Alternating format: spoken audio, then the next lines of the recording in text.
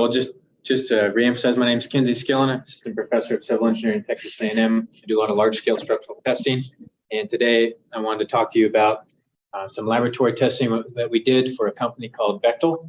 And although the research program was geared towards a certain objective that they had in mind, the outcomes were gave us some enlightenment on how to new ways to look at lap splices, development lengths, and how we design for anchorage.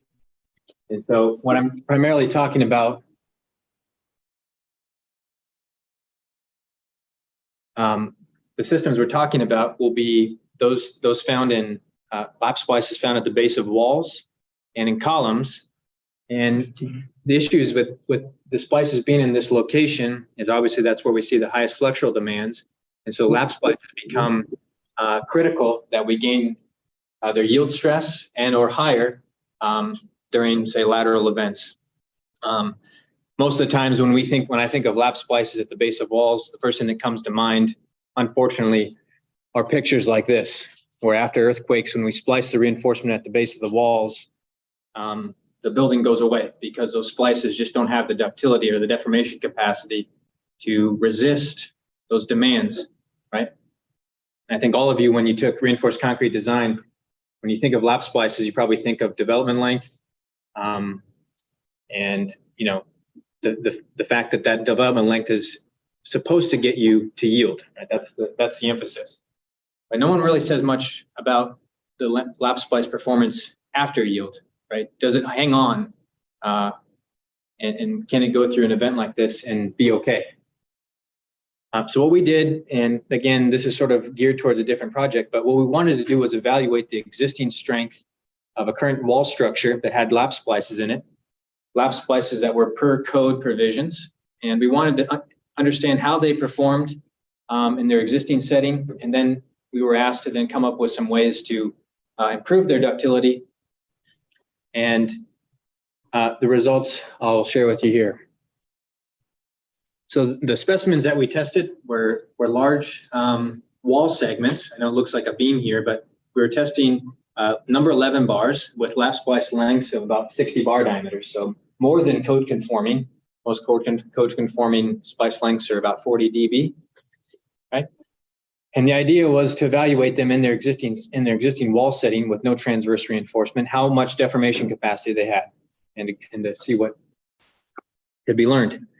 The way we often test specimens like this is we cast them down so we get good bond.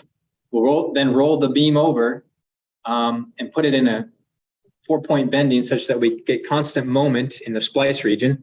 So where those arrows are the ends of the splices, and we more or less just push down. And you can see there we have some clamping devices on the edges of the beam just to keep any shear failures from happening outside the splice region. And that's how we test the splice. Some instrumentation that's done. We didn't put any strain gauges on the bars as not to disturb bond along the length, but we use these optical targets, the OptiTrack system, so some of you are familiar with. And we use the strains along the length of the splice at the level of the reinforcement on the concrete surface to help infer deformations. And so you can see the grid pattern similar to that. And the idea was if we could use those targets, deformations on the surface of the concrete could help us infer what potential bar strains were. We also measured load, and so we knew the moments at the end of the splice.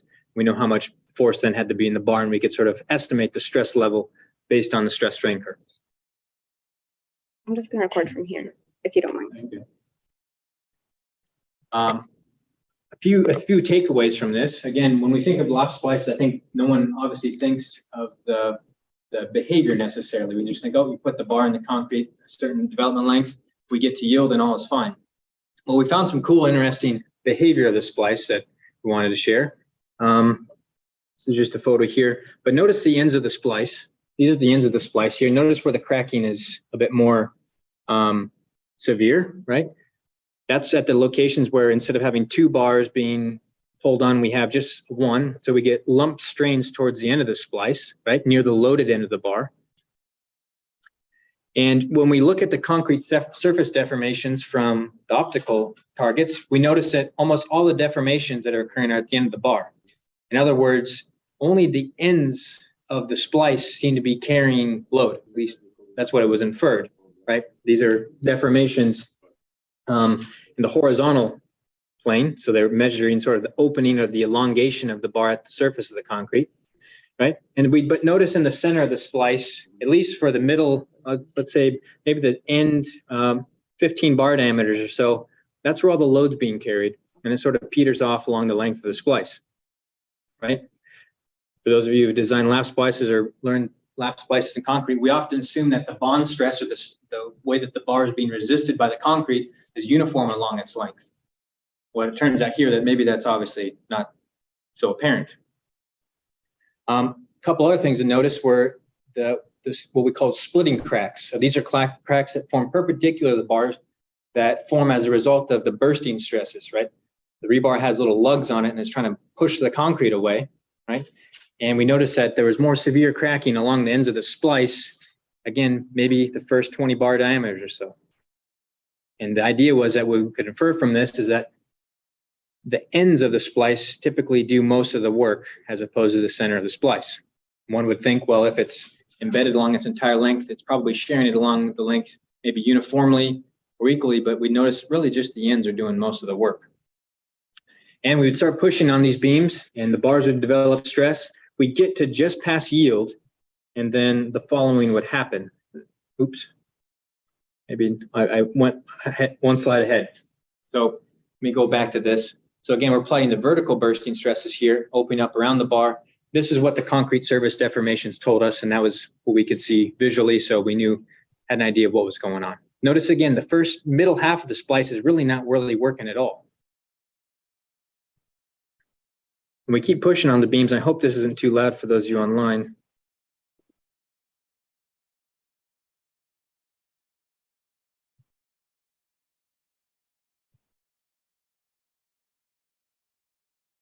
And so again, you see that we got to yield, which is what most would want, but then notice after yield, it touches off and we have then no resistance, right?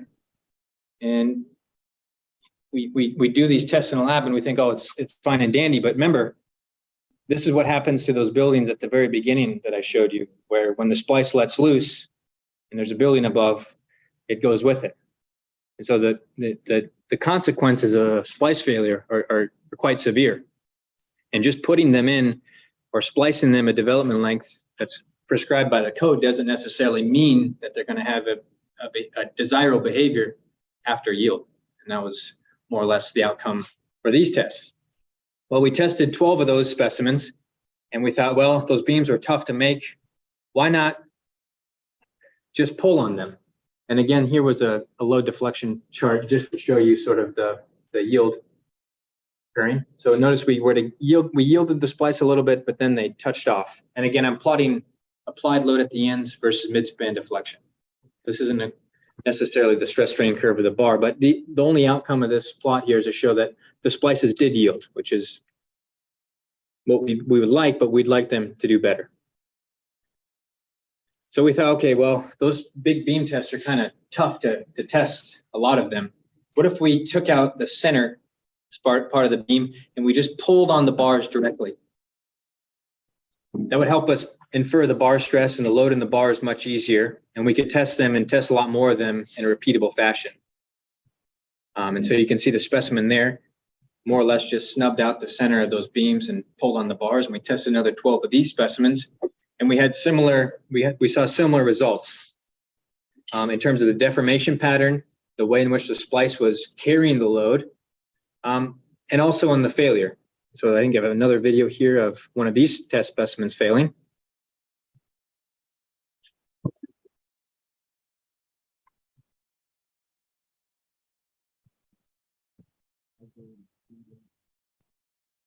And once again, you notice that really up until the splice fails, there was no observations that it was going to fail. The load deflection curve was ramping up. We didn't see any cracks that were noticeably larger. We couldn't see the cracks growing. Just all of a sudden it bursts the concrete cover and the splices come loose. And once again, you get a full loss of load capacity, which again is not a desirable outcome I would like to have in my building if it had splices in it. So then after reviewing this data and recognizing that the splices did in fact yield, the question is how much did they yield and could we improve them? Because the sponsor didn't like the idea of their building having a splice failure and that happening in one of their walls.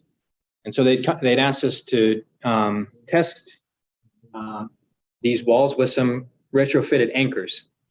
And if you remember, the cover wants to burst off. So their thought was if there's some way we could fasten the cover along the length of the splice down, we could potentially get more deformation capacity out of the splice.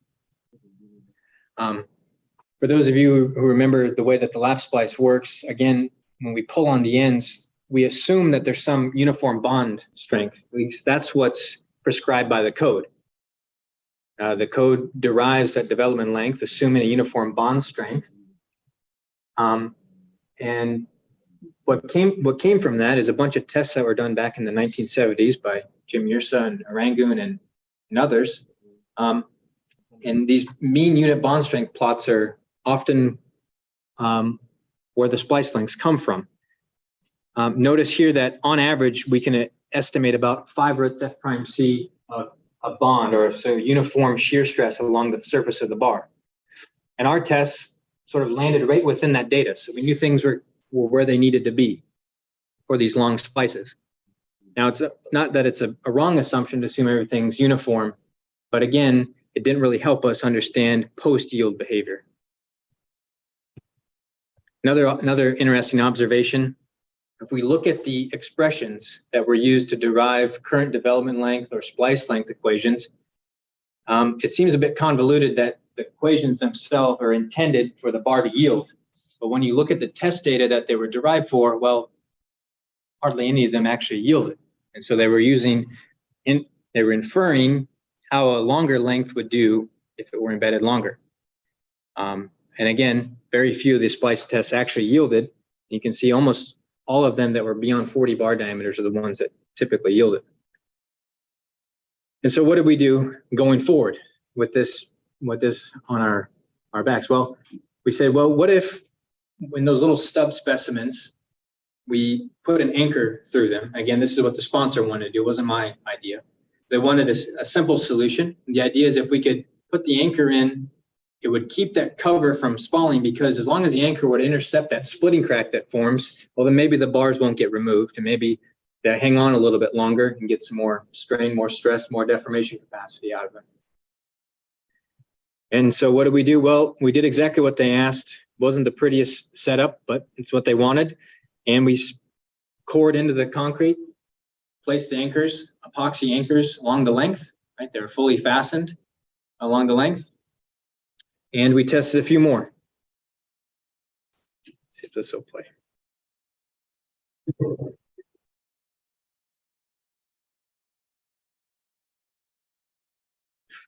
And we kept getting similar results.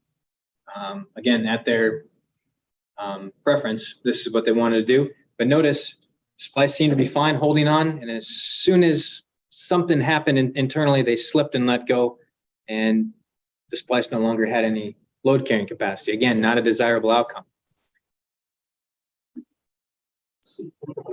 Oops. So what did they ask next? Well, they said, well, what if we put the anchor embedded longer, and then we put a plate, and then we sort of post-tension the nut down to sort of keep that concrete cover down. Maybe that would work better. And here's how this one worked.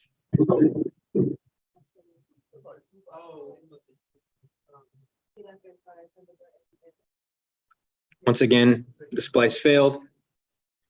We noticed some cracking at the edges begin to shoot across, but again, we weren't able to keep the bars from withdrawing from the concrete. These more or less just muffled what we knew was going to happen. And so with no anchor arrangement, we weren't really able to see any improvements in the splice. And so once again, if I come back here and we look at sort of what happened in terms of the bond strength of these bars, in our series 1 specimens, the bars yielded and they failed right after yield. When we tested series 2, which is in this little those little red dots, they landed right on top of it. So they didn't do any better, meaning the force that we were able to get on the bars was not much more than before. And it is what it is. I'm not sure what they ended up using for their repair, but we gave them the data. And with that, we've sort of come up with this idea that if we have a lap splice, what not matters is simply just the yield of the bar, but it should be the stress that it develops at a certain bar strain. And so if you were to then plot what the stress was in each of these bars that we got, on this plot here, we tested 18 specimens that I'm showing here. The specimens in blue are the specimens that had no anchors attached to them, and the plot's bobtailed, but you notice they reach a stress at least just over 70 KSI. The measured yield of these bars was just under 70, about 68, 69. That was the measured yield of a grade 60 bar.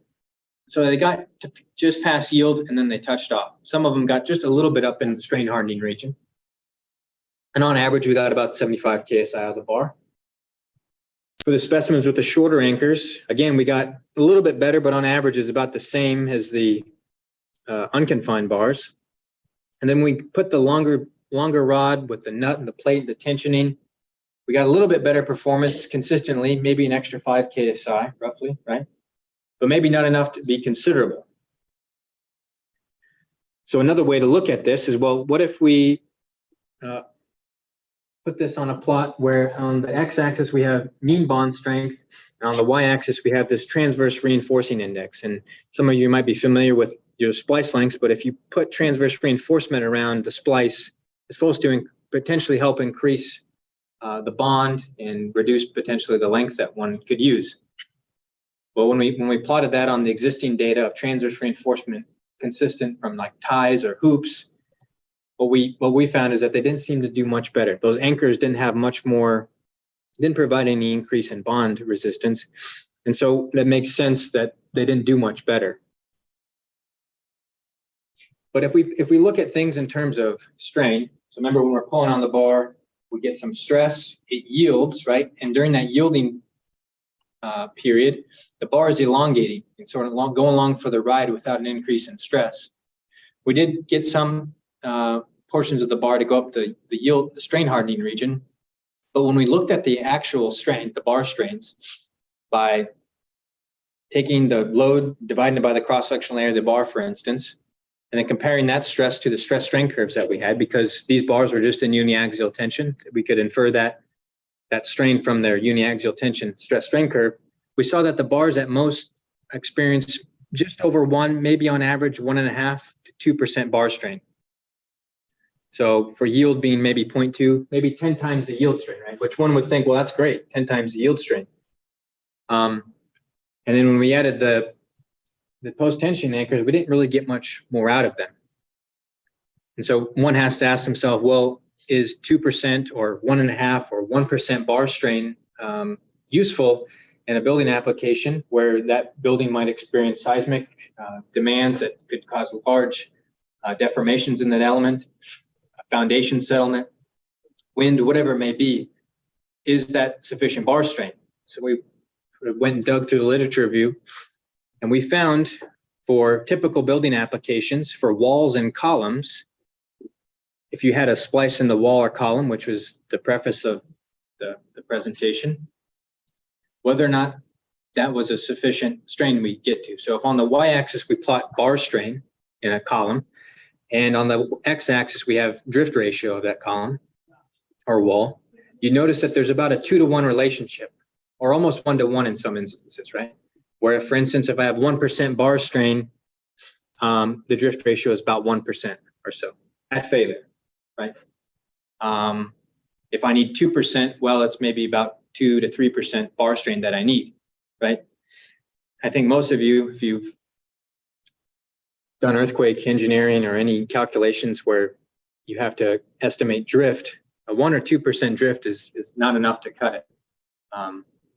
One could expect, at least in an earthquake, for the building to survive, drifts exceeding 3, maybe 4% at most, right? And so clearly, these splices that we're detailing in our buildings don't have the deformation capacity to get there, and they're letting loose. But if we look at all the current code provisions, one of the things they like to do is they say, okay, if you want to design your lap splice or anchorage, bar anchorage for seismic, multiply by 1.25, multiply by a factor higher so that your length gets longer. And based off the observations that we got from our deformation plots, regardless of the splice length, the ends of the splice, the final 20 bar, 15 bar diameters are the ends that are doing the most work. So you can make the splice as long as you want or make the anchorage as long as you want. But what happens is at the very end or the loaded end of the bar, once it deforms enough, it's enough to push all the concrete away and let the splice come loose. And so I urge you that if you're going to be designing lap splices in the future or looking at the deformation capacity of some of these older reinforced concrete buildings that were designed prior to earthquake provisions, that one should consider the consequence of a failure like this and potentially think of ways to mitigate it. If you're ever in a position to detail a new reinforced concrete element, obviously they don't permit the use of splices or certain anchorage devices where we have critical sections, at least in beams and columns. However, in walls, potentially, they can still be spliced at the floor level. And so I urge all of you, if you can, you have to use splices, use as much transverse reinforcement as you can. Can't do that, use a coupler, or get it away from where the moment demands are high. Because like I said, the last thing that you want to happen is to have this scenario here, where the splice lets loose and that structural element can't take it anymore. So again, these are boundary elements and wall sections, and those splices are quite long. And one would think if I just make the bar as long as possible, we're going to get the desired outcome. But it turns out that they get just past yield, and it's that wedging action that lets it loose. But just a final conclusion, I want to keep it short and sweet, but bond strength in itself really isn't as proportional to splice length as we like to think. Just because we embed the bars a long distance doesn't mean that the bond strength is sort of acting everywhere. And it's a bit of a tricky problem. Hardy Cross used to famously say, while strength is important, it's otherwise unessential. I think that mentality holds true here especially, right? FY is great, but to me, it's how far past FY can the splice hold on, right? And so I think we need to start coming up with design performances for elements that require deformability, like splices, based on strength. All of you will design walls or beams or columns, right? In reinforced concrete, when you design a beam, you're expected for the bar strain to reach a certain strain for it to be tension controlled or under reinforced, right? Maybe 0.05 roughly, right? Or 5% bar strain potentially, right? And so we need to make sure that just as a straight bar needs to develop certain strain deformations, the same emphasis should be on our lap splices or anything that we have to have anchored. Because if we don't anchor them well, then they let loose and then you have an unreinforced concrete element. So with that, that's all I had today. Sorry to keep it too short, but happy to answer any questions anyone has.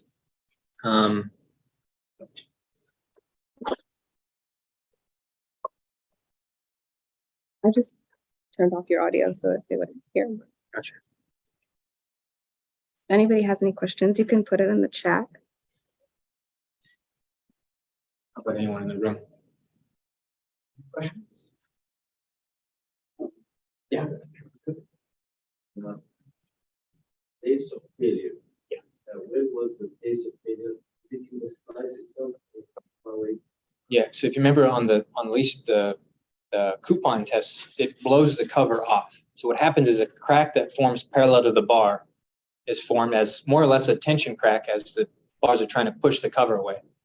So you can think of it's related to tension along the splitting plane. So parallel to the bars.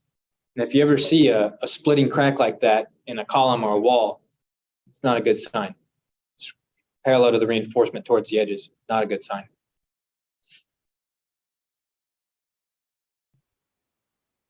Can we provide that negative arrangement because the cover, basically the cover region is the weakest region you can see. Can we provide a band in the splice region for both the bars and to join it in the middle of the column to give it a larger area of. Yeah, I think the two ways, I think your question is how can I make this, improve the splice if I have to put it somewhere where it's maybe at a critical section? Well, I would say that the number one thing you can do is if you have to, is to use sufficient amounts of transverse reinforcement or hoops that you can get around it. Now, I showed one of the plots where you can at up to double the bond strength by using closely spaced ties or hoops at the location of the splice. But the biggest detail that you want to use is notice that the splices were failing right at the ends. You'd see the ends fail. The hoops that you put around are only effective if they're put at the ends of the splice. So if you have a lap splice, to put the hoops at the end is the only place they should be. Having them equally spaced along the splice doesn't make them effective. So we got to engage them at the end. So if you absolutely have to, hoop the ends of the splice. That'd be the number. Wouldn't that cause like more than there is the skill, it causes the behavior to be more stiffer in that. If you have hoops, more hoops. Well, I don't know if it would change the flexural stiffness much, but I guess I can't comment on the stiffness that would apply. And I guess what I'm saying is you can't space them too tight for obvious reasons. But if you're going to put them anywhere, put them closest towards the ends. They're most effective towards the ends. I have some questions on the Yeah. We propose that if we provide more confinement along the lap joint, it will like help to create more strain to develop more deformation. So I just wanted to ask that have you come up or can you come up with a formula or some kind of mathematical relation with the confinement reinforcement area related to the deformation that we need? Yeah. Well, what's currently done is you probably remember in there's a developmental equation, there's a KTR term, right? Which is a function of the spacing of the ties, the area of the cross section of the ties within a certain spacing, right? Or number of ties within a certain spacing. And so it's sort of inferred from that, but that's what's related to the increase in bond. So what instead we do is we say, well, if you have a plain bar being developed, there's a certain bond strength related with that. But if you use a proportional number of ties, you can use a higher bond strength and then potentially reduce the length of your splice or get better performance towards the ends. But it is very tricky. The concept of bond is very tricky. Right from the get-go, we assume that it's a uniform like surface shear, right? Which in reality it's not, because there's lugs on the bar, there's chemical adhesion, mechanical adhesion. So it's not quite as simple as a problem as we sort of put it in the code, but certainly some be good to look into, maybe more in-depth expression for that. So there's Can see in here. Yeah, what happens to the development link failure of post-tensioned concrete beam? okay. So one of the questions was, what happens to the development length failure if a post-tension concrete beam fails? Is that the question? Oh, what happens to the development length failure in a post-tension concrete beam? Well, if you lose the bond or the anchorage in post-tensioned, which I'm guessing if it's unbonded, if you lose whatever anchorage you have at the end, it's end of ball game there. But if it's a bonded post-tension system, which potentially you're getting at, well, the same thing happens, right? Right. The idea is that around the bar, the concrete is sort of being put in a radial state of stress. And if that concrete lets loose, well, then you just have an unreinforced concrete element, and it's as good as having no reinforcement in it.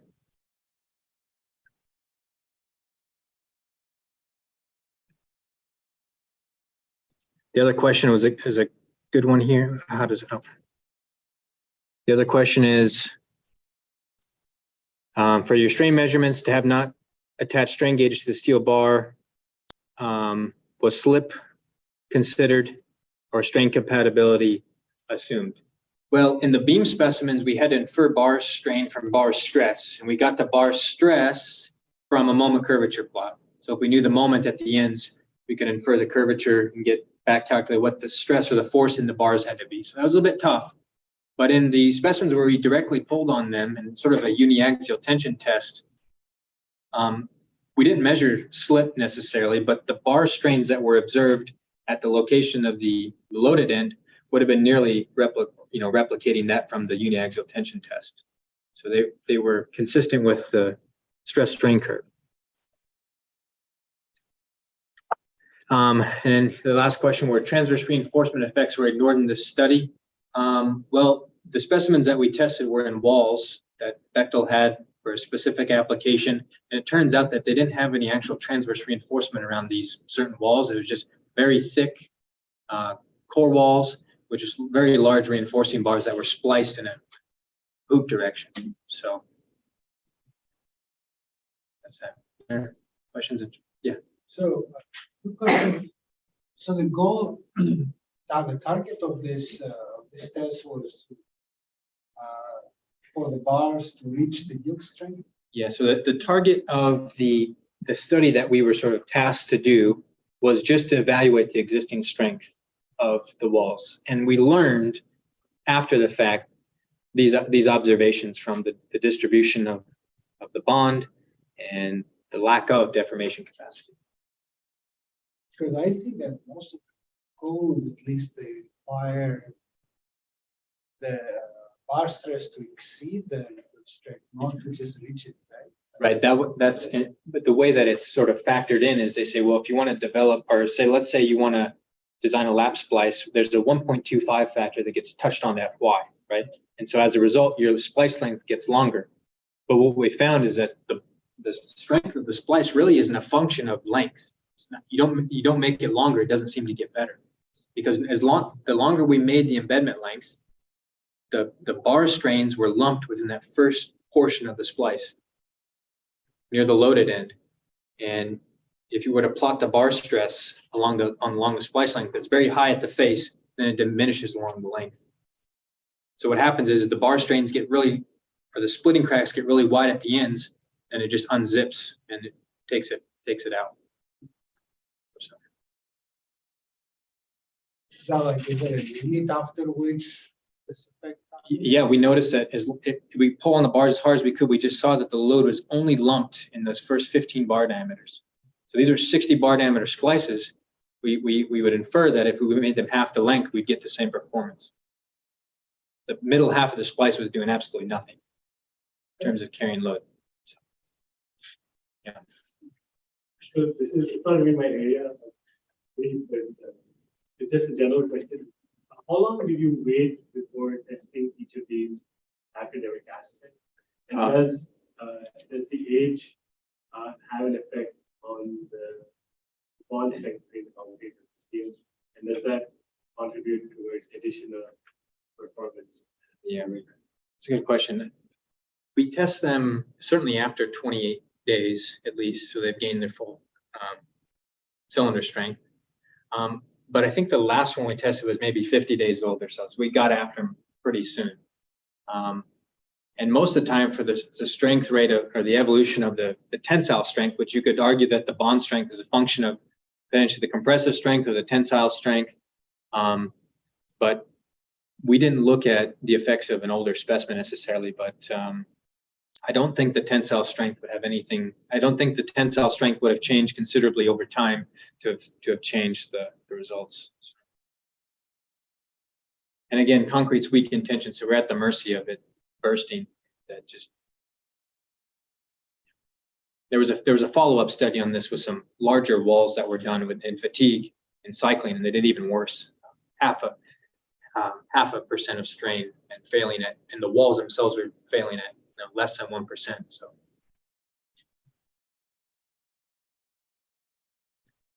Yeah. May I ask what made Bechtel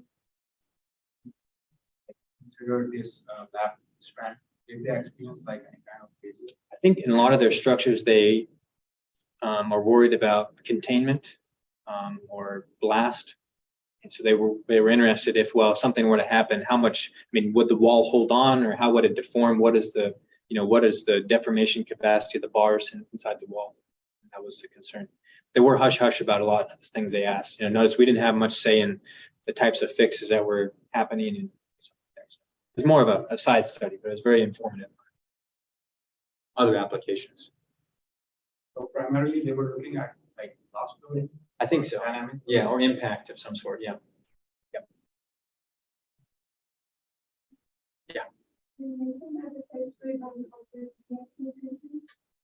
More or less, yeah.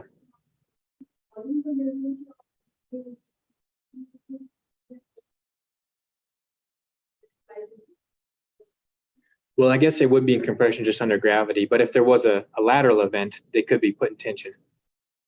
So in that situation, then the bars would just see purely tension once it overcame the compressive load. Right? I think maybe part of your question is, well, we tested them in pure axial tension. That is more or less this equivalent of a constant moment region. And in my wall or in my column, they don't have a constant moment region, right? That's maybe the other thing. But what we found, but that's the other criticism, I suppose you could say, is that our tests are a bit more demanding potentially than that they would see in the field, right? We're putting more moment demand on the splice at both ends, as opposed to in a column, for instance, you'd see the moment diminish. But in a large wall, the moment gradient over the splice length would be more or less constant moment region. It wouldn't be changing much. So. Yeah.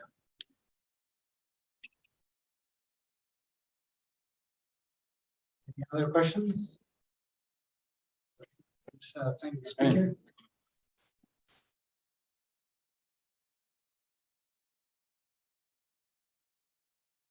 You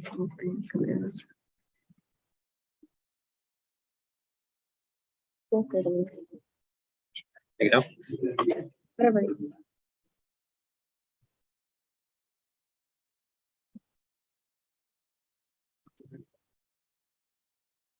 Like a simple integration, masonry test. Once you go,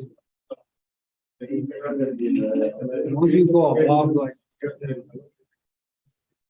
it's not like a bond in between. That's what we know.